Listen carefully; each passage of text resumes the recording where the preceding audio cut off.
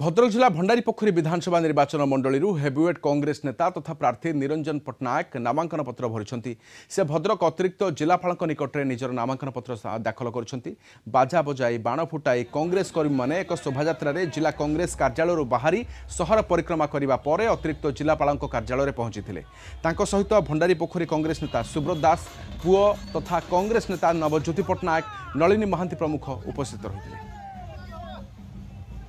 आमर पूर्वपुरुष माने बंत ब्लॉक लोक आम थिलु आमर धन संपत्ति जमी बाड़ी एवं रही सी बंत ब्लॉक चाउल खाई आम बंचुचु। तो मो मन भर आसला गोटे पूर्वपुरुष जन्ममाटी किसी करवा से उद्देश्य मुझे धाई आसती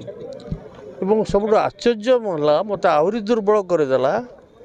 जे मुझे आसी नहीं प्रचार करनी कि करनी मत 62,000 भोट देदेले मुझे आहरी दुर्बल हो गली एवं से दिन ठार शपथ नहीं जे जीवनर अवशिष्ट समय राजनैतिक जीवन मु भंडारीपोखरी निर्वाचन मान सेवा करी खाली भंडारीपोखरी नुह भद्रक जिला बंत भंडारीपोखरी 2टा ब्लॉक रु 25,000 ऊर्ध्व लोक आज नामांकन पत्र जोड़ी होती किंतु आमर जे प्रतिद्वंदी आज भी नामांकन पत्र दाखल करते आम भी अनईचु एठी जो नामांकन दाखल करागला एठी 60 भाग लोक भद्रक निर्वाचन मंडल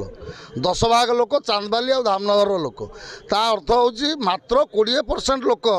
भंडारीपोखरी लोक एठी नामांकन रे जोड़ी होती यार प्रमाण होची जे एठी भंडारीपोखरी लोक तांकू चाहूना।